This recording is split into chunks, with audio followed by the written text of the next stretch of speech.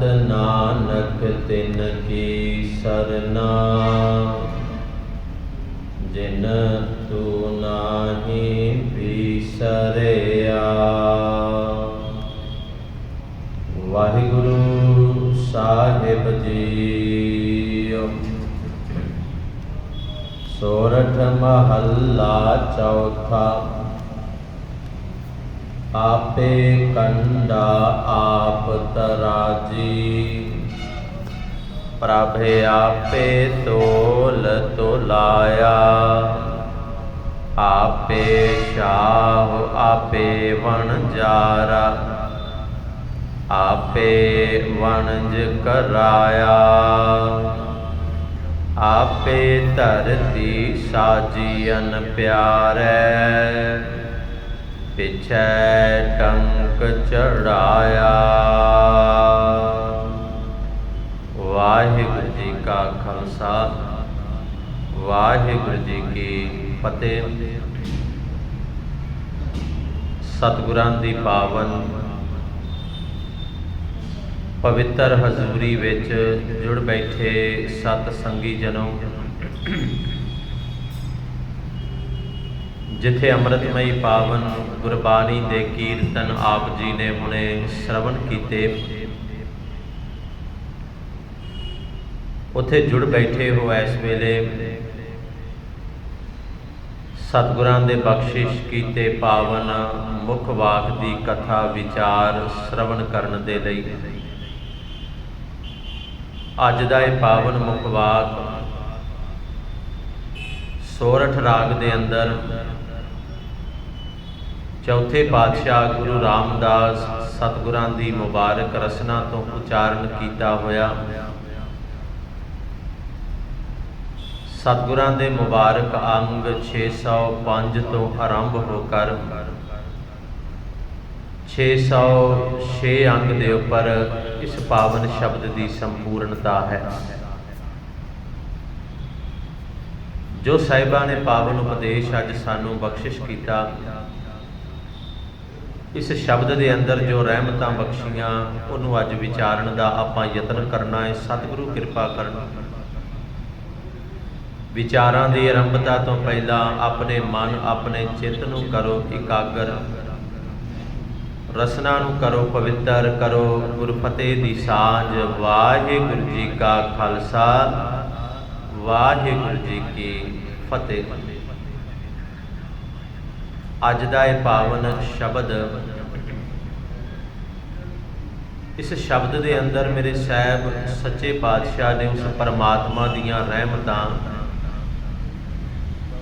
उस परमात्मा दियां बख्शिशां का जिक्र किया ते नाल ये गल भी समझाई कि भाई हर जगह ते वो परमात्मा आप ही वरत रहा है।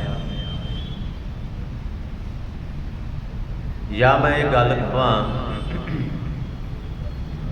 कि गुरुदेव पातशाह जी ने आख्या भाई वो परमात्मा ही है। असीं जो भी देखते हैं, जिस रूप के अंदर देखते हैं, वो हर रूप उस परमात्मा का है, हर रंग उस परमात्मा का है, हर एक चीज़ के अंदर जर्रे जर्रे के अंदर वो परमात्मा वसिया है। तो दूजे शब्दों के अंदर ये भी कहा जा सकता है कि वो परमात्मा आप ही हर जगह ते है। क्योंकि जो अज का ये पावन हुक्म पावन मुख वाक है, ये अंदर पातशाह जी ने आख्या भाई कि वो जड़ा परमात्मा है, आपे कंडा आप तराजी, प्रभ आपे तोल तोल आया।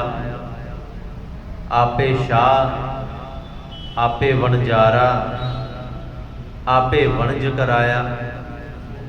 आपे धरती साजियन प्यारे, पिछे टंक चढ़ाया। ये पहला बंद है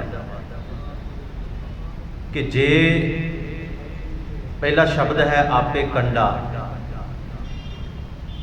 पहले समयां दे अंदर जिहड़े कंडे वरते जाते सन तोलण दे वास्ते, जिहड़े कंडे सन, अज तो इलैक्ट्रॉनिक कंडे आ गए ते आउण वाले समय के अंदर शायद इस तो भी वड्डा बदलाव आ जाएगा।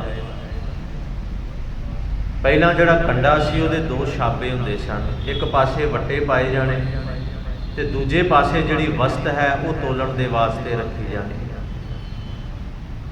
ਇੱਥੇ ਜਿਹੜਾ ਸ਼ਬਦ ਹੈ ਨਾ ਆਪੇ ਤੋਲ, ਤੋਲ ਦਾ ਭਾਵ ਹੈ ਵੱਟਾ। ਅਸੀਂ ਕਹਿੰਦੇ ਨਾ ਕਿੰਨਾ ਤੋਲਣਾ ਹੈ, ਇਹ ਸ਼ਬਦ ਆਮ ਵਰਤਿਆ ਜਾਂਦਾ ਹੈ ਵੀ ਜੇ ਕਿਸੇ ਦੁਕਾਨ ਤੋਂ ਕੋਈ ਸਮਾਨ ਲੈਣ ਜਾਈਏ ਤੇ ਉਹ ਪੁੱਛਦਾ ਬਈ ਕਿੰਨਾ ਤੋਲਦੇ ਆ। ਕਿੰਨਾ ਤੋਲਣ ਦਾ ਅਰਥ ਹੈ ਕਿੰਨੇ ਕਿਲੋ, ਕਿੰਨੇ ਗ੍ਰਾਮ। ਸਾਹਿਬਾਂ ਨੇ ਅੱਜ ਆਖਿਆ ਭਾਈ ਇੱਕ ਗੱਲ ਸਮਝ ਲਓ ਕਿ ਉਹ ਪਰਮਾਤਮਾ ਆਪ ਹੀ ਕੰਡਾ ਹੈ। ਆਪੇ ਕੰਡਾ, ਆਪ ਤਰਾਜੂ। ਕਹਿੰਦੇ ਆਪ ਤਰਾਜੀ ਵੀ ਹੈ। ਉਹ ਤਰਾਜੀ ਜਿਹੜੀ ਵਿਚਕਾਰ ਸੂਈ ਲੱਗੀ ਹੁੰਦੀ ਹੈ ਨਾ, ਪਹਿਲੇ ਕੰਡਿਆਂ ਦੇ ਵਿਚਕਾਰ ਇੱਕ ਸੂਈ ਹੁੰਦੀ ਸੀ ਕਿ ਜੇ ਉਹ ਇਸ ਪਾਸੇ ਨੂੰ ਉਹਨੇ ਝੁਕਣਾ ਤੇ ਸਮਝਣਾ ਕਿ ਇਸ ਪਾਸੇ ਭਾਰ ਜ਼ਿਆਦਾ ਹੈ, ਜੇ ਇਸ ਪਾਸੇ ਨੂੰ ਝੁਕਣਾ ਤੇ ਸਮਝਣਾ ਇਸ ਪਾਸੇ ਭਾਰ ਜ਼ਿਆਦਾ ਹੈ। ਤੇ ਜੇ ਉਹ ਬਿਲਕੁਲ ਵਿਚਕਾਰ ਹੁੰਦੀ ਸੀ ਨਾ ਸੈਂਟਰ ਦੇ, ਤੇ ਫਿਰ ਪਤਾ ਲੱਗਦਾ ਸੀ ਕਿ ਦੋਨੋਂ ਪਾਸੇ ਭਾਰ ਜਿਹੜਾ ਉਹ ਬਰਾਬਰ ਹੈ। ਜੇ ਵੱਟਾ ਕਿਲੋ ਦਾ ਹੈ ਤੇ ਦੂਜੇ ਪਾਸੇ ਜਿਹੜੀ ਵਸਤ ਤੋਲੀ ਜਾ ਰਹੀ ਉਹਦਾ ਵਜ਼ਨ ਵੀ 1 ਕਿਲੋ ਹੋ ਗਿਆ, ਜੇ ਉਹ ਬਿਲਕੁਲ ਬਰਾਬਰ ਦੇ ਵਿੱਚ ਹੈ। ਆਪੇ ਕੰਡਾ, ਆਪ ਤਰਾਜੀ। ਕਹਿੰਦੇ ਪ੍ਰਭ ਆਪੇ ਤੋਲ, ਤੋਲ ਦਾ ਅਰਥ ਹੈ ਵੱਟਾ।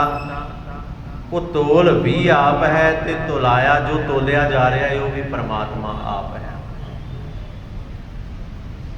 ਜੇ ਇਸ ਸ਼ਬਦ ਨੂੰ ਸਮਝਣਾ ਹੈ ਨਾ ਤੇ ਸਾਨੂੰ ਥੋੜੀ ਜਿਹੀ ਗਹਿਰਾਈ ਦੇ ਨਾਲ ਇਹਦੀ ਵਿਚਾਰ ਕਰਨੀ ਪਏਗੀ। ਇਸ ਸ਼ਬਦ ਦੀ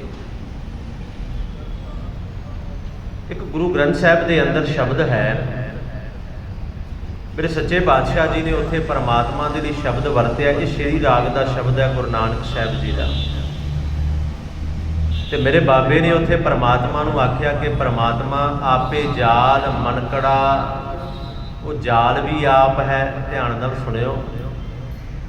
ਉਸ ਜਾਲ ਦੇ ਵਿੱਚ ਜਿਹੜੇ ਮਣਕੇ ਲੱਗੇ ਨੇ ਉਹ ਵੀ ਪਰਮਾਤਮਾ ਆਪ ਹੈ, ਤੇ ਉਸ ਜਾਲ ਵਿੱਚ ਜਿਹੜੀ ਮੱਛੀ ਫਸ ਰਹੀ ਹੈ ਉਹ ਵੀ ਪਰਮਾਤਮਾ ਆਪ ਹੈ। ਕਹਿਣ ਦਾ ਭਾਵ ਉਹ ਸਭ ਕੁਝ ਪਰਮਾਤਮਾ ਆਪ ਹੈ। ਜਾਂ ਗੁਰੂ ਨਾਨਕ ਸਾਹਿਬ ਦਾ ਇੱਕ ਸ਼ਬਦ ਮੈਂ ਪਹਿਲਾਂ ਲੈ ਲਵਾਂ ਤੇ ਥੋੜਾ ਜਿਹਾ ਜ਼ਿਆਦਾ ਵਧੀਆ ਰਹੇਗਾ। ਸਿੱਧ ਗੋਸ਼ਟ ਦੇ ਬਿਲਕੁਲ ਅਖੀਰ ਤੇ ਜਾ ਕੇ ਗੁਰੂ ਨਾਨਕ ਸਾਹਿਬ ਨੇ ਇੱਕ ਸ਼ਬਦ ਉਚਾਰਿਆ। ਪਹਿਲਾਂ ਸਿੱਧਾਂ ਦੇ ਨਾਲ ਵਿਚਾਰ ਹੈ ਤੇ ਸਿੱਧਾਂ ਦੇ ਨਾਲ ਵਿਚਾਰ ਤੋਂ ਉਪਰੰਤ ਅਖੀਰ ਤੇ ਮੇਰੇ ਬਾਬੇ ਨੇ ਇੱਕ ਸ਼ਬਦ ਉਚਾਰਿਆ। ਉਹ ਸ਼ਬਦ ਹੈ ਉਸ ਪਰਮਾਤਮਾ ਦੇ ਲਈ। ਤੇ ਪਰਮਾਤਮਾ ਨੂੰ ਸੰਬੋਧਨ ਕਰਕੇ ਗੁਰੂ ਨਾਨਕ ਨੇ ਆਖਿਆ, ਕਹਿੰਦੇ ਤੇਰੀ ਗਤ ਮਿਤ ਤੂੰ ਹੈ ਜਾਣੈ। ਇਹ ਪਰਮਾਤਮਾ ਤੇਰੀ ਗਤ ਮਿਤ, ਤੇਰੀ ਅਵਸਥਾ, ਤੂੰ ਕੀ ਹੈ, ਕਿਵੇਂ ਹੈ, ਕਿੱਦਾਂ ਦਾ ਹੈ, ਇਹ ਤੂੰ ਆਪ ਹੀ ਜਾਣਦਾ ਹੈ। ਅੱਜ ਭਾਵੇਂ ਉਹਨੂੰ ਐਕਸਪਲੇਨ ਕਰ ਰਹੇ ਨੇ ਇਹਦੇ ਅੰਦਰ, ਪਰ ਮੇਰੇ ਪਾਤਸ਼ਾਹ ਨੇ ਆਖਿਆ ਤੇਰੀ ਗਤ ਮਿਤ ਤੂੰ ਹੈ ਜਾਣੈ, ਕਿਆ ਕੋ ਆਖ ਵਖਾਣੈ। ਕੋਈ ਕੀ ਵਿਖਿਆਨ ਕਰ ਸਕਦਾ ਇਹਦਾ। ਤੂੰ ਆਪੇ ਗੁਪਤਾ, ਆਪੇ ਪ੍ਰਗਟ, ਆਪੇ ਸਭ ਰੰਗ ਮਾਣੈ। ਤੂੰ ਗੁਪਤ ਵੀ ਆਪ ਹੈ ਤੇ ਸੰਸਾਰ ਦੇ ਅੰਦਰ ਪ੍ਰਗਟ ਵੀ ਤੂੰ ਆਪ ਵਰਤ ਰਿਹਾ ਹੈ। ਜੇ ਕੋਈ ਗੁਪਤ ਹੈ ਤੇ ਉਹ ਵੀ ਤੂੰ ਹੈ, ਜੇ ਪ੍ਰਗਟ ਹੈ ਤੇ ਉਹ ਵੀ ਤੂੰ ਹੈ, ਤੇ ਇਹਨਾਂ ਸਾਰਿਆਂ ਜੀਵਾਂ ਦੇ ਅੰਦਰ ਬੈਠਾ ਸਾਰੇ ਰੰਗ ਵੀ ਤੂੰ ਆਪ ਹੀ ਮਾਣ ਰਿਹਾ ਹੈ, ਕੋਈ ਹੋਰ ਨਹੀਂ ਹੈ। ਤੂੰ ਆਪੇ ਗੁਪਤਾ, ਆਪੇ ਪ੍ਰਗਟ, ਆਪੇ ਸਭ ਰੰਗ ਮਾਣੈ। ਇਹ ਗੁਪਤ ਤੇ ਪ੍ਰਗਟ ਨੂੰ ਜਦੋਂ ਐਕਸਪਲੇਨ ਕਦੇ ਕੀਤਾ ਜਾਏ ਨਾ ਤੇ ਬੜਾ ਔਖਾ ਹੈ। ਫਿਰ ਗੁਰੂ ਨਾਨਕ ਸਾਹਿਬ ਦਾ ਇੱਕ ਸ਼ਬਦ ਮੈਂ ਨਾਲ ਜੋੜਦਾ ਜਾਵਾਂ।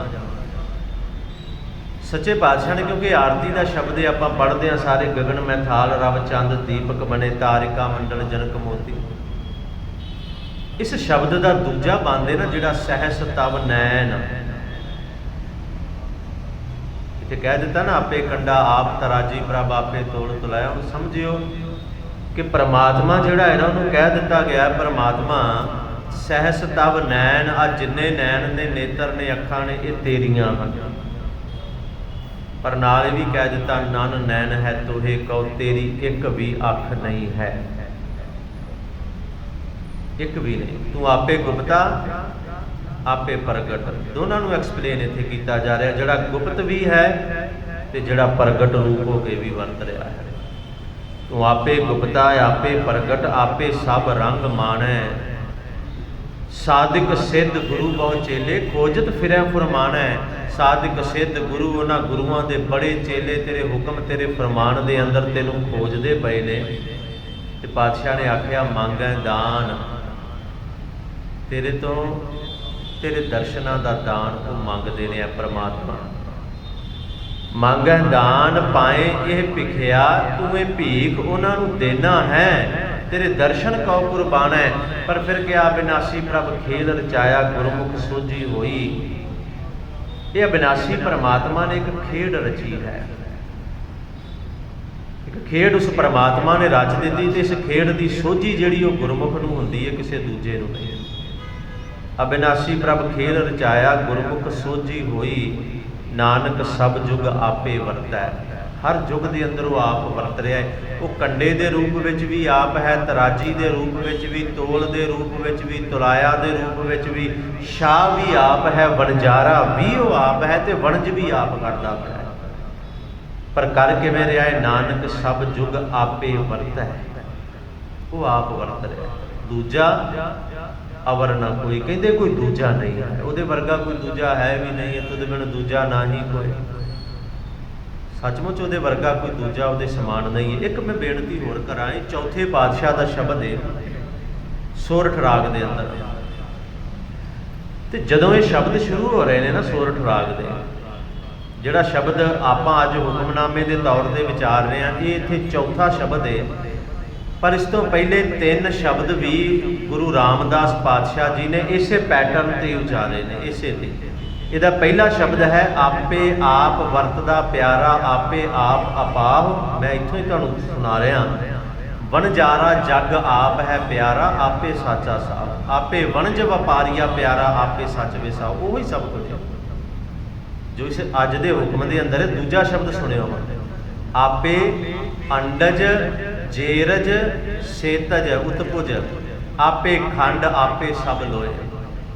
ਇੱਥੇ ਤੇ ਆਪੇ ਕੰਡਾ ਤੋਲ ਤਰਾਜੀ ਹੈ ਨਾ, ਕਿ ਆਪੇ ਕੰਡਾ ਆਪ ਤਰਾਜੀ ਪ੍ਰਭ ਆਪੇ ਤੋਲ ਤੁਲਾਇਆ। ਵੇਖੋ ਉੱਥੇ ਕਹਿ ਰਹੇ ਨੇ ਪ੍ਰਮਾਤਮਾ ਤੂੰ ਆਪ ਹੀ ਹੈ, ਆਪੇ ਅੰਡਜ ਵੀ ਹੈ। ਅੰਡਜ, ਇਹ ਪੰਕਤੀ ਤੁਹਾਨੂੰ ਯਾਦ ਹੋਏਗੀ, ਅੰਡਜ ਜੇਰਜ ਸੇਤਜ ਉਤਪੁਜ ਸਭ ਤੇਰੇ ਕੀਤੇ ਜਨਤਾ। ਅੰਡਜ ਜੇਰਜ ਸੇਤਜ ਕੀਨੀ ਉਤਪੁਜ ਖਾਨ ਬਹੁਰ ਰਚ ਦੀਨੀ। ਪੰਕਤੀਆਂ ਸੁਣੀਆਂ ਹੋਣਗੀਆਂ ਤੁਸੀਂ। ਅਸਲ ਵਿੱਚ ਜੀਵਾਂ ਦੀ ਉਤਪਤੀ 4 ਤਰੀਕੇ ਨਾਲ ਮੰਨੀ ਜਾਂਦੀ ਹੈ। ਇੱਕ ਉਹ ਹਨ ਜਿਹੜੇ ਆਂਡਿਆਂ ਤੋਂ ਪੈਦਾ ਹੋਏ, ਉਹਨਾਂ ਨੂੰ ਕਿਹਾ ਜਾਂਦਾ ਹੈ ਅੰਡਜ। ਅਸੀਂ ਨਾ ਕਈ ਵਾਰ ਵਿਚਾਰ ਜਦੋਂ ਕਰਦੇ ਹਾਂ ਨਾ, ਇੱਕ ਦੋ ਸਵਾਲ ਇੱਦਾਂ ਦੇ ਆਉਂਦੇ ਆ ਤੇ ਕਿਹਾ ਜਾਂਦਾ ਹੈ ਵੀ ਜਿਨ੍ਹਾਂ ਸਵਾਲਾਂ ਦਾ ਕੋਈ ਜਵਾਬ ਹੀ ਨਹੀਂ ਹੈ। ਪੁੱਛਿਆ ਜਾਂਦਾ ਹੈ ਵੀ ਪਹਿਲਾਂ ਮੁਰਗੀ ਆਈ ਕਿ ਪਹਿਲਾਂ ਆਂਡਾ ਆਇਆ। ਪਰ ਗੁਰੂ ਗ੍ਰੰਥ ਸਾਹਿਬ ਦੇ ਅੰਦਰ ਬੜਾ ਸਪਸ਼ਟ ਤੇ ਸਿੱਧੀ ਇਸ ਗੱਲ ਦਾ ਜ਼ਿਕਰ ਕੀਤਾ ਗਿਆ ਹੈ ਕਿ ਅੰਡਜ ਜਿਹੜੇ ਆਂਡਿਆਂ ਤੋਂ ਪੈਦਾ ਹੋਏ। ਸਮਝੋ ਇਸ ਚੀਜ਼। ਉੱਥੇ ਮੁਰਗੀ ਜਾਂ ਜਿਹੜੇ ਆਂਡੇ ਦੇਣ ਵਾਲੇ ਜੀਵ ਨੇ ਉਹਨਾਂ ਦੀ ਗੱਲ ਨਹੀਂ, ਇੱਥੇ ਸਿੱਧਾ ਹੈ ਅੰਡਜ ਜਿਹੜੇ ਆਂਡਿਆਂ ਤੋਂ ਪੈਦਾ ਹੋਣ ਵਾਲੇ। ਤਾਂ ਤੁਸੀਂ ਆਪ ਸੋਚ ਲਓ ਪਹਿਲੋਂ ਆਂਡਾ ਆਇਆ ਕਿ ਮੁਰਗੀ ਹੈ। ਗੁਰੂ ਸਾਹਿਬ ਖੁਦ ਕਹਿ ਰਹੇ ਨੇ ਆਂਡਿਆਂ ਤੋਂ ਪੈਦਾ ਹੋਣ ਵਾਲੇ ਅੰਡਜ। ਦੂਜਾ ਹੈ ਜੇਰਜ, ਜਿਹੜੇ ਜ਼ੇਰ ਤੋਂ ਪੈਦਾ ਹੋਣ ਵਾਲੇ। ਅਸੀਂ ਜ਼ੇਰ ਤੋਂ ਪੈਦਾ ਹੋਣ ਵਾਲੇ ਹਾਂ ਆਪਾਂ ਜੋ। ਤੀਸਰਾ ਹੈ ਸੇਤਜ। ਸੇਤਜ ਦਾ ਅਰਥ ਹੈ ਜਿਹੜੇ ਪਸੀਨੇ ਤੋਂ ਪੈਦਾ ਹੋਣ ਵਾਲੇ। ਤੇ ਚੌਥਾ ਹੈ ਉਤਪੁਜ, ਜਿਹੜੇ ਧਰਤੀ ਦੇ ਵਿੱਚੋਂ ਪੈਦਾ ਹੋਣ ਵਾਲੇ ਨੇ। 4 ਤਰ੍ਹਾਂ ਦੇ ਜੀਵ। ਅੰਡਜ ਜੇਰਜ ਸੇਤਜ ਉਤਪੁਜ ਸਭ ਤੇਰੇ ਕੀਤੇ ਜਨਤਾ। ਇਹ ਤੇਰੇ ਕੀਤੇ ਹੋਏ ਨੇ। ਪਰ ਸੱਚੇ ਪਾਤਸ਼ਾਹ ਨੇ ਅੱਜ ਇੱਕ ਹੋਰ ਕਮਾਲ ਦਾ ਬਚਨ ਕਹਿ ਦਿੱਤਾ, ਕਹਿੰਦੇ ਆਪੇ, ਕਹਿੰਦੇ ਅੰਡਜ ਵੀ ਤੂੰ ਆਪ ਹੈ। ਆਪੇ ਅੰਡਜ ਜੇਰਜ ਸੇਤਜ ਉਤਪੁਜ। ਅੰਡਜ ਵੀ ਆਪ ਹੈ, ਜੇਰਜ ਵੀ ਆਪ ਹੈ, ਸੇਤਜ ਵੀ ਤੂੰ ਹੈ, ਤੇ ਉਤਪੁਜ ਵੀ ਤੂੰ ਹੈ। ਕਿੱਡੀ ਕਮਾਲ ਦੀ ਗੱਲ ਹੈ। ਤੂੰ ਸਭ ਕੁਝ ਆਪ ਹੀ ਆਪ ਹੈ। ਆਪੇ ਖੰਡ ਆਪੇ ਸਭ ਲੋਏ। ਇਹ ਖੰਡ ਬ੍ਰਹਿਮੰਡ ਵੀ ਤੂੰ ਆਪ ਹੈ, ਤੇ ਸਾਰੀ ਲੁਕਾਈ ਵੀ ਤੂੰ ਆਪ ਹੀ ਹੈ, ਕੁਝ ਹੋਰ ਨਹੀਂ। ਇਹ ਇੱਕੋ ਪੈਟਰਨ ਤੇ ਸ਼ਬਦ ਨੇ ਇਹ ਵਾਲੇ ਜਿਹੜੇ ਨੇ। ਅਸੀਂ ਭਾਵੇਂ ਅੱਜ ਦੇ ਮੁੱਖ ਵਾਕ ਦੀ ਵਿਚਾਰ ਕਰ ਰਹੇ ਹਾਂ ਆਪੇ ਕੰਡਾ ਆਪ ਤਰਾਜੀ ਦੀ, ਪਰ ਇਹ ਮੈਂ ਤੁਹਾਨੂੰ ਦੱਸ ਰਿਹਾ ਇਹਦੇ ਨਾਲ ਦੇ ਸ਼ਬਦ ਨੇ ਇੱਥੇ ਹੀ ਜਿਹੜੇ ਗੁਰੂ ਸਾਹਿਬ ਉਚਾਰ ਰਹੇ ਨੇ। पहला शब्द सी आपे आप वरतदा प्यारा आपे आप अपाओ। दूजा शब्द है आपे अंडज जेर सेतज उत्पुज आपे खंड आपे सब लोए आपे सूत आपे बहुमणियां। सूत भी आप उहदे अंदर परोई, मणि भी आप है। कर शक्ति जगत परोई। ते उस तो अगला जिहड़ा तीजा शब्द है ना उहदे विच आख्या कहंदे आपे ही सब आप है प्यारा आपे थाप उथापे। वो परमात्मा आप ही है, पैदा भी आप करता है ते फना भी आप करता है, साजदा भी है ते खत्म भी करता है, उसारदा भी आप है ते ढाउंदा भी आप है। उस तो बिना कोई होर नहीं है। नाल सच्चे पातशाह जी ने आख्या आपे वेख विगसदा प्यारा कर चोज वेखै प्रभ आपै। सारे चोज आप करके ते फिर वेखदा भी आप पिया है, वो सब कुछ आप करदा पिया। आपे वन तिन सबत है प्यारा, वन भी आप त्रिन भी आप। उस तो बिना खैर कोई होर है ही नहीं। आपे तीरथ तुलहड़ा प्यारा आप तरै प्रभ आपै। आपे जाल बताइंदा प्यारा सब जग मछली हर आपै। वेखो कहते वो परमात्मा जाल भी आप है। ये सुनियो थोड़ा जिहा ध्यान नाल, वो जाल आप है परमात्मा। कहते सब जग मछली हर आप है, सारा संसार मछली है ते जाल परमात्मा आप है। तो मछली असी संसार मछलियां उहदे अंदर फसदे जा रहे हैं। इस मछली नूं पैदा करने वाला भी आप है, जाल भी आप है, जाल दे मनके भी आप है, इस मछली नूं फसाउण वाला भी आप है, कोई होर नहीं है। ये अज दा शब्द मैं तां वार वार बेनती कर रहा, थोड़ी जी गहराई नाल समझण वाला है। जां इहदे लई एक पंक्ति है जे वरत ली जाए कि सब कुछ तू है मेरे प्यारे, कि सब कुछ तू ही है। जो नज़र आ रहा है ना तो जो नज़र नहीं भी आ रहा वो सब कुछ परमात्मा है। जो सानू दिखा रहा दो चीज़ां ने, एक असीं कहने भी सानू नज़र आ रहा है। अज की जिंदगी जिहड़ी तर्क की जिंदगी बना दी। तर्क के अंदर इंसान ने कह दिता भी जो जे मैनू नज़र आ रहा मैं तो उन्होंने मनांगा। कहा जाता है भी मौत तो बाद मैनू की पता। एक कहावत है पंजाबी दी, जग मिठा अगला किन्ने डिठा। ये जग मिठा, इसकी मिठास को मान लो, कहती अगला किन्ने वेख्या। इवें कहते ना असी उस चीज़ को मनन लई तैयार नहीं होंदे जिहड़ी असी वेखी नहीं है, भी वो किहड़ा किसी ने देखा है। पर यह गल समझ लो कि फुल की सुगंधी सानू, फुल की खुशबू सानू नज़र नहीं आती, पर सानू पता वो है। सानू पता है कि फुल के अंदर सुगंधी है, बहुत मद ज्यों बास बसत है। जिवें फुल के अंदर सुगंधी वसदी है ना, पर वो नज़र तो नहीं ना किसी को आती। असीं उहनूं फिर भी मानते हैं भी है, खुशबू है इहदे अंदर। पर जदों उस अणदिसदे संसार की गल करते हैं ना, फिर इंसान कहता भी मैं तो मानता ही नहीं, वो किहड़ा मैनूं नज़र आउंदा है, वो किहड़ा मैनूं नज़र आउंदा है। सवेरे डीओ पा के निकलते हैं अपने शरीर के उपर, वो किसी को नहीं नज़र आउंदा। तुहाडे नेड़े निकलण वाला, तुहाडे कोल खड़न वाला उस फ्रैगरेंस नूं मानदा है, वो किसी को नज़र नहीं आ रही, वो सुगंधी नहीं दिस रही किसी की। पर साडी एक सचमुच आदत बन गई है कि जे तो अपने मतलब की गल है उन्होंने असीं मनते हैं, तो जे धर्म के मतलब की गल आउंदी है फिर ये जग मिठा जी अगला किन्ने वेख्या है, बस गल खत्म कर देंगे। पर यह गल समझ लीए कि परमात्मा है दिसदा अणदिसदा दोनों तरह का संसार है। जिहड़ा नज़र आ रहा है तो जिहड़ा नज़र नहीं आ रहा, जिहड़ा नज़र आ रहा है उहदे अंदर भी है, तो जिहड़ा नज़र नहीं आ रहा परमात्मा उहदे अंदर भी है। जरे जर घट घट मैं हर जू बसै, घट घट राम का मायना ही ये है जिहड़ा सब दे अंदर रमिया है, इक्को समान रमिया, इक्को बराबर, किसी अंदर वध जां किसी अंदर घट नहीं है। ये नहीं कि जिहदे कोल पैसा ज़्यादा है परमात्मा उहदे अंदर ज़्यादा वस रहा है, नहीं। ये तो सोच तो भी बाहर है। भगवान कृष्ण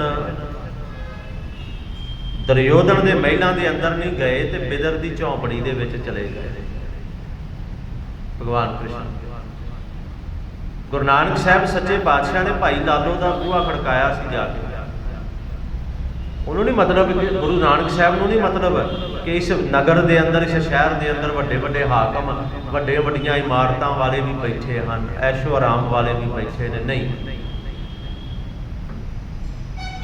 ਅਸਲ ਵਿੱਚ ਰਹਿਮਤਾਂ ਜਿਹੜੀਆਂ ਉਹ ਧਨ ਦੌਲਤ ਦੇ ਨਾਲ ਉਹਨਾਂ ਦੀ ਤੁਲਨਾ ਨਹੀਂ ਕੀਤੀ ਜਾ ਸਕਦੀ ਕਦੇ, ਐਸ਼ੋ ਆਰਾਮ ਦੇ ਨਾਲ ਉਹਨਾਂ ਦੀ ਤੁਲਨਾ ਨਹੀਂ ਹੋ ਸਕਦੀ। ਭਗਵਾਨ ਕ੍ਰਿਸ਼ਨ ਨੇ ਦੁਰਯੋਧਨ ਨੂੰ ਆਖਿਆ ਸੀ, ਰਾਜਨ ਕੌਣ ਤੁਮਾਰਾ ਆਵੈ, ਐਸੋ ਭਾਉ ਬਿਦਰ ਕੋ ਦੇਖਿਓ, ਉਹ ਗਰੀਬ ਮੋਏ ਪਾਏ। ਉਹ ਗਰੀਬ ਭਾ ਰਿਹਾ ਹੈ ਮੈਨੂੰ, ਤੇਰੇ ਮਹਿਲ ਨਹੀਂ ਮੈਨੂੰ ਚੰਗੇ ਲੱਗਦੇ, ਤੇਰੇ ਮਹਿਲਾਂ ਨਾਲ ਮੈਨੂੰ ਕੋਈ ਮਤਲਬ ਨਹੀਂ।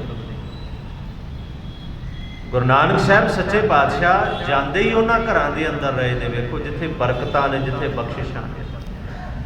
ਉੱਥੇ ਪਿੰਡੋਂ ਬਾਹਰ ਦੀਪਾਲਪੁਰ ਦੇ ਪਰਗਣੇ ਵੀ ਗਏ ਤੇ ਦੀਪਾ ਕੋੜੀ ਜਿਹਦੇ ਸਰੀਰ ਤੇ ਕੋੜ ਸੀ, ਉਹਦਾ ਦਰਵਾਜ਼ਾ ਖੜਕਾ ਰਹੇ ਨੇ ਜਾ ਕੇ, ਦੀਪਿਆ ਖੋਲ। ਉਹ ਕਹਿੰਦਾ ਕੌਣ? ਕਹਿੰਦੇ ਜਿਹਦੇ ਅੱਗੇ ਅਰਦਾਸਾਂ ਕਰਦਾ ਪਿਆ ਉਹ। ਇੱਥੇ ਇਸ ਗੱਲ ਦਾ ਮਤਲਬ ਨਹੀਂ ਹੈ, ਪਰਮਾਤਮਾ ਇਹ ਨਹੀਂ ਕਿ ਜੇ ਕੋਈ ਅਮੀਰ ਹੈ, ਬਾਦਸ਼ਾਹ ਹੈ, ਤੇ ਪਰਮਾਤਮਾ ਉਹਦੇ ਅੰਦਰ ਜ਼ਿਆਦਾ ਵਸ ਰਿਹਾ ਹੈ, ਤੇ ਜੇ ਕੋਈ ਗਰੀਬ ਹੈ ਉਹਦੇ ਅੰਦਰ ਘੱਟ ਵਸ ਰਿਹਾ ਹੈ। ਇਹ ਗੱਲ ਮਾਇਨੇ ਨਹੀਂ ਰੱਖਦੀ। ਉਹਦਾ ਨਾਮ ਹੈ ਰਾਮ, ਤੇ ਰਾਮ ਦੇ ਮਾਇਨੇ ਨੇ ਜਿਹੜਾ ਸਾਰਿਆਂ ਦੇ ਅੰਦਰ ਰਮਿਆ ਹੈ, ਇੱਕ ਬਰਾਬਰ, ਇੱਕ ਸਮਾਨ, ਇੱਕੋ ਜਿਹਾ, ਵੱਧ ਘੱਟ ਨਹੀਂ। ਹਾਂ ਅਸੀਂ ਉਹਨੂੰ ਪ੍ਰਗਟ ਆਪਣੇ ਅੰਦਰੋਂ ਕਿੰਨਾ ਉਹ ਕਰਦੇ ਹਾਂ, ਇੱਥੇ ਵੱਧ ਘੱਟ ਜਿਹੜੀ ਉਹ ਮਾਇਨੇ ਰੱਖਦੀ ਹੈ। ਉਹ ਹੈ ਸਭ ਦੇ ਅੰਦਰ ਇੱਕੋ ਸਮਾਨ, ਹਰ ਜਗ੍ਹਾ ਤੇ। ਜਿਵੇਂ ਅੱਜ ਆਖਿਆ ਆਪੇ ਕੰਡਾ, ਕੰਡਾ ਵੀ ਆਪ ਹੈ, ਤਰਾਜੀ ਵੀ ਆਪ ਹੈ, ਤੋਲ ਵੀ ਆਪ ਹੈ, ਤੇ ਜੋ ਤੋਲਿਆ ਜਾ ਰਿਹਾ ਹੈ ਉਹ ਵੀ ਪਰਮਾਤਮਾ ਆਪ ਹੈ। ਆਪੇ ਕੰਡਾ, ਆਪ ਤਰਾਜੀ, ਪ੍ਰਭ ਆਪੇ ਤੋਲ ਆਇਆ। ਆਪੇ ਸ਼ਾਹ ਦਾ ਅਰਥ ਹੈ ਸ਼ਾਹੂਕਾਰ। ਹੁਣ ਜੇ ਕੰਡੇ ਦੀ ਗੱਲ ਆਈ ਹੈ ਤੇ ਫਿਰ ਸ਼ਾਹੂਕਾਰ ਦੀ ਗੱਲ ਵੀ ਤੇ ਆਏਗੀ, ਵਪਾਰੀ ਦੀ ਗੱਲ ਵੀ ਆਏਗੀ। ਆਪੇ ਸ਼ਾਹ, ਆਪੇ ਵਣਜਾਰਾ, ਵਣਜ ਕਰਨ ਵਾਲਾ, ਜਿਹੜਾ ਵਣਜ ਕਰਦਾ ਹੈ ਉਹ ਸ਼ਾਹੂਕਾਰ ਵੀ ਆਪ ਹੈ ਤੇ ਵਣਜਾਰਾ ਵੀ ਆਪ ਹੈ। ਦੋਵਾਂ 'ਚ ਫਰਕ ਹੈ। ਵਣਜਾਰਾ ਵਣਜ ਕੇ ਲੈ ਕੇ ਆਉਂਦਾ ਹੈ, ਸ਼ਾਹੂਕਾਰ ਦੇ ਕੋਲ ਰੱਖਦਾ ਹੈ, ਤੇ ਸ਼ਾਹੂਕਾਰ ਫਿਰ ਅੱਗੋਂ ਉਹਨੂੰ ਵੇਚਦਾ ਹੈ, ਪਰਚੇਜ਼ ਕਰਦਾ। ਇੱਕ ਲੈ ਰਿਹਾ ਹੈ, ਇੱਕ ਵੇਚ ਰਿਹਾ ਹੈ, ਇੱਕ ਫਿਰ ਜਿਹੜਾ ਵੇਚ ਰਿਹਾ ਉਹਨੂੰ ਲਿਆ ਕੇ ਵੀ ਕੋਈ ਦੇ ਰਿਹਾ ਹੈ। ਇਸ ਤਰ੍ਹਾਂ ਹੀ ਚੱਲਦਾ ਹੈ ਨਾ। ਸੱਚੇ ਪਾਤਸ਼ਾਹ ਕਹਿੰਦੇ ਸਭ ਕੁਝ ਆਪ ਹੈ, ਸ਼ਾਹ ਵੀ ਆਪ ਹੈ, ਵਣਜ ਵੀ ਆਪ ਹੈ, ਵਣਜਾਰਾ ਵੀ ਉਹ ਆਪ ਹੈ। ਆਪੇ ਸ਼ਾਹ, ਆਪੇ ਵਣਜਾਰਾ, ਆਪੇ ਵਣਜ ਕਰਾਇਆ। ਫਿਰ ਕਹਿੰਦੇ ਆਪੇ ਧਰਤੀ ਸਾਜੀਆਂ ਪਿਆਰ ਹੈ। ਪਿੱਛੇ ਟੰਕ ਚੜਾਇਆ। 4 ਮਾਸਿਆਂ ਦਾ ਇੱਕ ਵੱਟਾ ਹੁੰਦਾ ਜਿਹਨੂੰ ਟੰਕ ਕਹਿੰਦੇ ਨੇ। ਕਹਿੰਦੇ ਉਹਨੇ ਧਰਤੀ ਸਾਜੀ, ਉਸ ਪਰਮਾਤਮਾ ਨੇ, ਤੇ ਧਰਤੀ ਸਾਜ ਕੇ ਮਾਨੋ ਇਹ 4 ਮਾਸੇ ਦਾ ਵੱਟਾ ਰੱਖ ਕੇ ਉਹਨੇ ਬੈਲੈਂਸ ਜਿਹੜਾ ਬਰਾਬਰ ਕਰ ਦਿੱਤਾ, ਬਿਲਕੁਲ ਬਰਾਬਰ। ਜਿਹਨੂੰ ਅਸੀਂ ਅੱਜ ਦੇ ਸਮੇਂ ਦੇ ਅੰਦਰ ਵਿਗਿਆਨ ਕਹਿ ਦਿੰਦੇ ਹਾਂ, ਸਾਇੰਸ ਕਹਿ ਦਿੰਦੇ ਹਾਂ। ਅਸੀਂ ਤੇ ਵਿਗਿਆਨ ਉਹਦਾ ਨਾਮ ਰੱਖ ਦਿੱਤਾ, ਪਰ ਉਹਦੇ ਪਿੱਛੇ ਵੀ ਤੇ ਕੋਈ ਨਾ ਕੋਈ ਕਾਰਨ ਹੈ ਨਾ। ਅਸੀਂ ਤੇ ਕਹਿ ਦਿੱਤਾ, ਪਰ ਕਦੇ ਸੋਚਿਆ ਵੀ ਸਾਡੀ ਆਪਣੀ ਆਕਾਸ਼ ਗੰਗਾ ਦੀ ਗੱਲ ਕਰਾਂਗਾ ਮੈਂ, ਖੈਰ ਉਹਦੀ ਵੀ ਅਜੇ ਤੱਕ ਖੋਜ ਨਹੀਂ ਹੋ ਸਕੀ, ਤੇ ਉਸ ਤੋਂ ਬਾਹਰ ਜਿੰਨੀਆਂ ਆਕਾਸ਼ ਗੰਗਾ ਨੇ ਉਹਦੀ ਤੇ ਗੱਲ ਕਰਨੀ ਬਣਦੀ ਨਹੀਂ ਨਾ। ਪਰਮਾਤਮਾ ਨੇ ਕਿੰਨਾ ਬੈਲੈਂਸ ਰੱਖਿਆ ਹੈ, ਵੇਖੋ ਕਿੰਨਾ ਬੈਲੈਂਸ। ਜੇ ਧਰਤੀ ਆਪਣੇ ਧੁਰੇ ਤੋਂ 0.1 ਕਰ ਕਹਿ ਰਿਹਾ 0.1 ਵੀ ਝੁਕ ਗਈ ਤੇ ਸਭ ਕੁਝ ਖਤਮ ਹੈ। ਆਪਣੇ ਧੁਰੇ ਤੋਂ 0.1 ਡਿਗਰੀ ਵੀ ਧਰਤੀ ਝੁਕਦੀ ਹੈ ਨਾ, ਤੇ ਦੁਨੀਆ ਫਨਾਹ ਹੋ ਜਾਏਗੀ, ਇੱਕ ਸਕਿੰਟ ਵੀ ਨਹੀਂ ਲੱਗਣਾ। ਉਹਨੇ ਬੈਲੈਂਸ ਕਿੰਨੇ ਕਮਾਲ ਦਾ ਬਣਾਇਆ। ਫਿਰ ਇਨਸਾਨ ਦੇ ਰਹਿਣ ਦੇ ਵਾਸਤੇ, ਇਨਸਾਨ ਦੇ ਆਉਣ ਤੋਂ ਪਹਿਲਾਂ ਇੱਥੇ ਸਭ ਕੁਝ ਉਹਨੇ ਪੈਦਾ ਕਰਕੇ ਰੱਖ ਦਿੱਤਾ। ਸਾਨੂੰ ਪੈਦਾ ਕਰਨ ਤੋਂ ਪਹਿਲਾਂ ਸਾਡੇ ਲੋੜ ਦੀ ਹਰ ਇੱਕ ਚੀਜ਼ ਉਹਨੇ ਇਸ ਧਰਤੀ ਤੇ ਲਿਆ ਕੇ ਰੱਖ ਦਿੱਤੀ, ਹਰ ਇੱਕ ਚੀਜ਼। ਉਹਨੂੰ ਅਸੀਂ ਵਰਤ ਕਿਵੇਂ ਰੱਖੇ ਆ, ਇਹ ਸਾਡੇ ਤੇ ਕਿਵੇਂ ਵਰਤ ਰਹੇ ਹਾਂ। ਕਹਿੰਦੇ ਉਹਨੇ ਆਪ ਧਰਤੀ ਸਾਜੀ, ਆਪ ਉਸ ਪਰਮਾਤਮਾ ਨੇ ਸਾਰੀਆਂ ਰਹਿਮਤਾਂ ਕੀਤੀਆਂ। ਤੇ ਫਿਰ ਰਹਾਉ ਦੇ ਬੰਦ ਵਿੱਚ ਕਹਿੰਦੇ ਮੇਰੇ ਮਨ ਹਰ ਹਰ ਧਿਆਏ ਸੁਖ ਪਾਇਆ। ਉਸ ਪਰਮਾਤਮਾ ਦੇ ਨਾਮ ਨੂੰ ਧਿਆ, ਉਹਨੂੰ ਧਿਆਇਆ ਹੀ ਸੁਖ ਮਿਲਣਾ ਹੈ। ਹਰ ਹਰ ਨਾਮ ਨਿਧਾਨ ਹੈ ਪਿਆਰਾ। ਉਸ ਪਰਮਾਤਮਾ ਦਾ ਨਾਮ ਹੀ ਅਸਲ ਖਜ਼ਾਨਾ ਹੈ। ਗੁਰ ਪੂਰਾ ਮੀਠਾ ਲਾਇਆ, ਅਸਲ ਵਿੱਚ ਪੂਰਾ ਗੁਰੂ ਹੀ ਉਹ ਮਿੱਠਾ ਕਰਕੇ ਨਾਮ ਦਾ ਖਜ਼ਾਨਾ ਬਖਸ਼ਦਾ ਹੈ। ਰਹਾਓ ਵਿਸ਼ਰਾਮ ਦੇ ਕੇ ਫਿਰ ਕਹਿੰਦੇ ਆਪੇ ਧਰਤੀ, ਸੁਣਿਓ, ਉਹ ਪਰਮਾਤਮਾ ਧਰਤੀ ਵੀ ਆਪ ਹੈ, ਧਰਤੀ ਵੀ ਉਹ ਆਪ ਹੈ। ਆਪੇ ਧਰਤੀ ਆਪ ਜਲ ਪਿਆਰਾ। ਮੈਂ ਇੱਕ ਬੇਨਤੀ ਕਰਾਂ, ਜਿਹੜਾ ਆਹ ਬੰਦ ਹੈ ਨਾ, ਇਹਨੂੰ ਥੋੜਾ ਜਿਹਾ ਧਿਆਨ ਨਾਲ ਸੁਣੋ। ਇਸ ਬੰਦ ਨਾਲ ਇੰਨੀਆਂ ਕੁ ਬਖਸ਼ਿਸ਼ਾਂ, ਇੰਨੀਆਂ ਕੁ ਰਹਿਮਤਾਂ ਉਸ ਪਰਮਾਤਮਾ ਦੀਆਂ ਸਮਝ ਆਉਂਦੀਆਂ ਨੇ ਨਾ, ਕਿਉਂਕਿ ਜਦੋਂ ਅਸੀਂ ਵੀ ਅਰਥ ਪੜ੍ਹਦੇ ਹਾਂ ਤੇ ਦਿਮਾਗ ਹਿੱਲ ਜਾਂਦਾ ਇੱਕ ਵਾਰ ਕਿ ਇੰਨੀਆਂ ਬਖਸ਼ਿਸ਼ਾਂ, ਇੰਨੀਆਂ ਰਹਿਮਤਾਂ ਉਸ ਪਰਮਾਤਮਾ ਨੇ ਕਿਵੇਂ ਕੀਤੀਆਂ ਹੋਈਆਂ ਨੇ। ਕਹਿੰਦੇ ਧਰਤੀ ਵੀ ਆਪ ਹੈ, ਜਲ ਵੀ ਆਪ ਹੈ, ਪਿਆ ਪਰਮਾਤਮਾ ਕਰਦਾ ਵੀ ਆਪ ਹੈ, ਤੇ ਜੋ ਹੋ ਰਿਹਾ ਹੈ ਉਹਨੂੰ ਕਰਵਾਉਂਦਾ ਵੀ ਆਪ ਹੈ। ਆਪੇ ਧਰਤੀ ਆਪ ਜਲ ਪਿਆਰਾ, ਆਪੇ ਕਰੇ ਕਰਦਾ ਆਪ ਹੈ, ਕਰਾਇਆ, ਤੇ ਜੋ ਹੋ ਰਿਹਾ ਹੈ ਉਹਦਾ ਕਰਾਇਆ ਹੀ ਹੋ ਰਿਹਾ ਹੈ। ਕਰੇ ਕਰਾਇਆ 'ਚ ਬੜਾ ਫਰਕ ਹੈ ਦੋਨਾਂ ਸ਼ਬਦਾਂ 'ਚ। ਹੁਣ ਅਗਲੀ ਪੰਕਤੀ ਸੁਣਿਓ, ਕਹਿੰਦੇ ਆਪੇ ਹੁਕਮ ਵਰਤਦਾ ਪਿਆਰਾ, ਜਲ ਮਾਟੀ ਬੰਦ ਰਖਾਇਆ। ਇਹਦੇ ਅਰਥ ਪਤਾ ਕੀ ਨੇ? ਮਿੱਟੀ ਜਿਹੜੀ ਹੈ ਨਾ, ਮਿੱਟੀ, ਪਾਣੀ ਜਿਹੜਾ ਹੈ ਉਹ ਮਿੱਟੀ ਨੂੰ ਖੋਰਦਾ ਹੈ। ਪਾਣੀ ਮਿੱਟੀ ਨੂੰ ਖੋਰਦਾ ਹੈ ਨਾ। ਇਹ ਤੇ ਸੰਸਾਰ ਦਾ ਨਿਯਮ ਹੈ, ਕੁਦਰਤ ਦਾ ਨਿਯਮ ਹੈ ਕਿ ਜਿਹੜਾ ਪਾਣੀ ਹੈ ਉਹ ਮਿੱਟੀ ਨੂੰ ਖੋਰਦਾ ਹੈ। ਪਾਣੀ ਮਿੱਟੀ ਨੂੰ ਖੋਰ ਕੇ ਆਪਣੇ ਵਿੱਚ ਮਿਲਾ ਲੈਂਦਾ ਹੈ, ਇਵੇਂ ਹੀ ਹੈ। ਹੁਣ ਧਰਤੀ ਦੇ ਉੱਪਰ 70% ਪਾਣੀ ਹੈ ਤੇ 30% ਜ਼ਮੀਨ ਹੈ।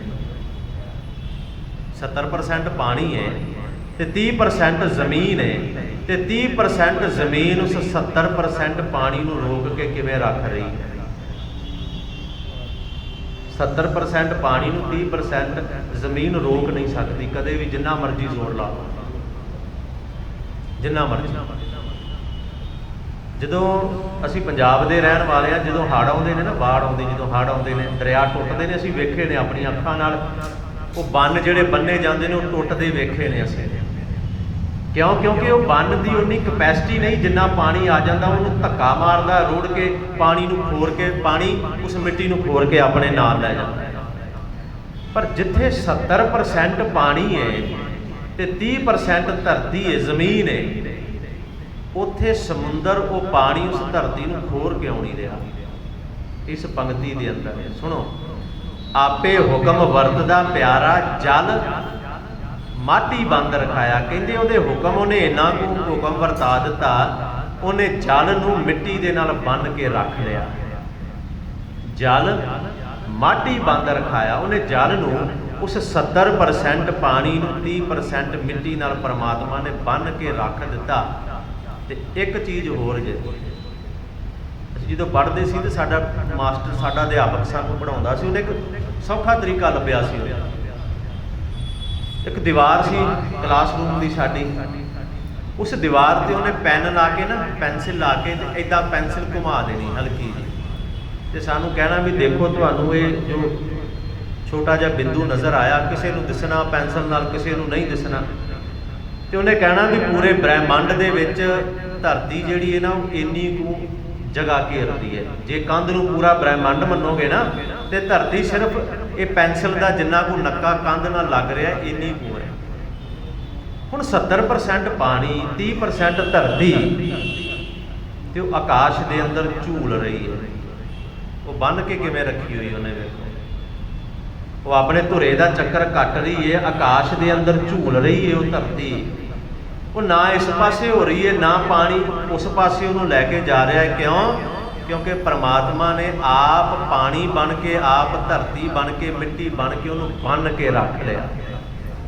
ਆਪੇ ਹੁਕਮ ਵਰਤਦਾ ਪਿਆਰਾ, ਜਲ ਮਾਟੀ ਬੰਦ ਰਖਾਇਆ। ਜਲ ਨੂੰ ਮਿੱਟੀ ਨਾਲ ਬੰਨ੍ਹ ਕੇ ਉਹਨੇ ਆਪ ਰੱਖ ਲਿਆ। ਫਿਰ ਕਹਿੰਦੇ ਆਪੇ ਹੀ ਭਾਉ ਪਾਏਂਦਾ ਪਿਆਰਾ। ਹੁਣ ਇਹ ਹੋਇਆ ਕਿਵੇਂ?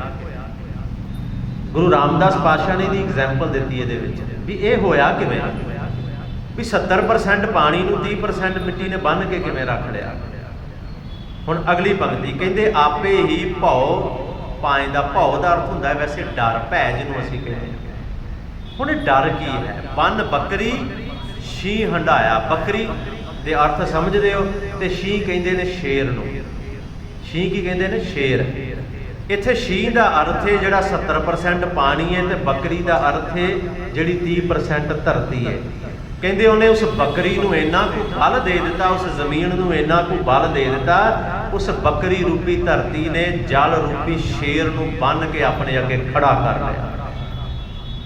ਸਮਝ ਰਹੇ ਹੋ ਇਸ ਪੰਕਤੀ ਦੇ ਅਰਥ? ਅਸਲ ਵਿੱਚ ਨਾ ਫਰਕ ਇਹ ਪੈ ਗਿਆ ਵੀ ਅਸੀਂ ਬਾਣੀ ਨੂੰ ਪੜ੍ਹਨਾ ਛੱਡ ਦਿੱਤਾ, ਤੇ ਅਰਥ ਤੇ ਸਮਝਣੀ ਗੱਲ ਬੜੀ ਦੂਰ ਦੀ ਹੈ। ਫਿਰ ਜੇ ਪੜ੍ਹਦੇ ਹੀ ਨਹੀਂ ਆ ਤੇ ਅਰਥ ਕਿੱਥੋਂ ਅਸੀਂ ਪੜ੍ਹਦੇ?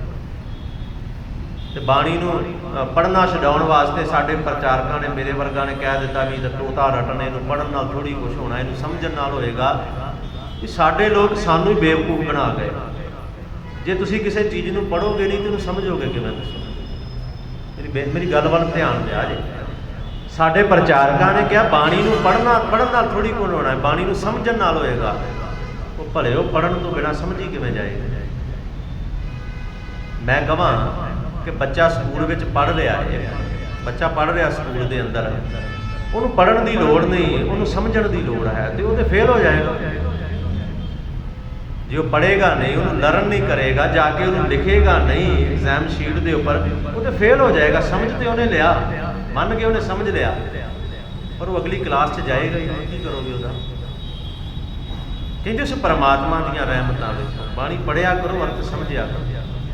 ਉਹਨੇ ਆਪਣਾ ਭਾਉ ਇੰਨਾ ਕੋਈ ਪਾ ਦਿੱਤਾ, ਬੰਨ ਬੱਕਰੀ ਛੀਂ ਹੰਢਾਇਆ। ਉਹਨੇ ਬੱਕਰੀ ਰੂਪੀ ਧਰਤੀ ਜਿਹੜੀ ਹੈ ਨਾ, ਤੇ ਛੀਂ ਰੂਪੀ ਪਾਣੀ ਜਿਹੜਾ ਹੈ, ਸ਼ੇਰ ਰੂਪੀ, ਉਹਨੇ ਉਸ ਬੱਕਰੀ ਦੀ ਰਾਹੀਂ ਪਾਣੀ ਨੂੰ ਨੱਥ ਪਾ ਕੇ ਰੱਖ ਲਿਆ, ਬੰਨ੍ਹ ਕੇ ਰੱਖ ਲਿਆ।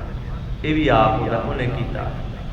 ਫਿਰ ਕਹਿੰਦੇ ਆਪੇ ਕਾਸ਼ਟ। ਅਗਲੀ ਪੰਕਤੀ ਵੀ ਬੜੀ ਕਮਾਲ ਦੀ ਹੈ। ਕਾਸ਼ਟ ਕਹਿੰਦੇ ਨੇ ਲੱਕੜ। ਕਹਿੰਦੇ ਆਪੇ ਕਾਸ਼ਟ, ਆਪ ਹਰ ਪਿਆਰਾ ਵਿੱਚ ਕਾਸ਼ਟ ਅਗਨ ਰਖਾਇਆ। ਹੁਣ ਤੁਹਾਨੂੰ ਪਤਾ ਹੈ ਵੀ ਲੱਕੜ ਦੇ ਵਿੱਚ ਅੱਗ ਹੈ, ਸਭ ਨੂੰ ਪਤਾ ਹੈ ਕਿ ਲੱਕੜ ਦੇ ਵਿੱਚ ਅੱਗ ਹੈ, ਪਰ ਲੱਕੜ ਦੇ ਵਿੱਚ ਅੱਗ ਨੂੰ ਟਿਕਾ ਕੇ ਰੱਖਣਾ ਕਿੰਨੀ ਕਮਾਲ ਦੀ ਗੱਲ ਹੈ। ਉਹਨੇ ਦੋ ਵਿਰੋਧੀ ਚੀਜ਼ਾਂ, ਲੱਕੜ ਤੇ ਅੱਗ ਕਦੇ ਇਕੱਠੀ ਰਹਿ ਸਕਦੀ ਹੈ?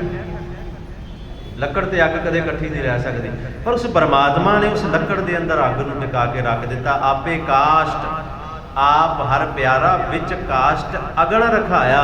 ਉਸ ਪਰਮਾਤਮਾ ਨੇ ਉਸ ਲੱਕੜ ਦੇ ਵਿੱਚ ਅੱਗ ਨੂੰ ਰੱਖ ਦਿੱਤਾ। ਉਹ ਅੱਗ ਵੀ ਆਪ ਹੈ, ਲੱਕੜ ਵੀ ਆਪ ਹੈ। ਫਿਰ ਕਹਿੰਦੇ ਆਪੇ ਹੀ ਆਪ ਵਰਤਦਾ ਪਿਆਰਾ। ਉਸ ਲੱਕੜ ਵਿੱਚ, ਉਸ ਅੱਗ ਵਿੱਚ ਵੀ ਆਪ ਵਰਤ ਰਿਹਾ ਏ। ਭੈ ਅਗਨ ਨਾ ਸਕੈ ਜਲਾਇਆ। ਤੇ ਵੇਖੋ ਅੱਗ ਲੱਕੜ ਦੇ ਅੰਦਰ ਰਹਿੰਦੀ ਹੋਈ ਵੀ ਉਸ ਲੱਕੜ ਨੂੰ ਜਲਾਉਣ ਦੀ ਹਿੰਮਤ ਨਹੀਂ ਰੱਖਦੀ। ਅੱਗ ਲੱਕੜ ਦੇ ਅੰਦਰ ਹੈ, ਪਰ ਉਹਨੂੰ ਜਲਾਉਣ ਦੀ ਹਿੰਮਤ ਨਹੀਂ ਹੁੰਦੀ। ਬਿਲਕੁਲ ਬਿਲਕੁਲ।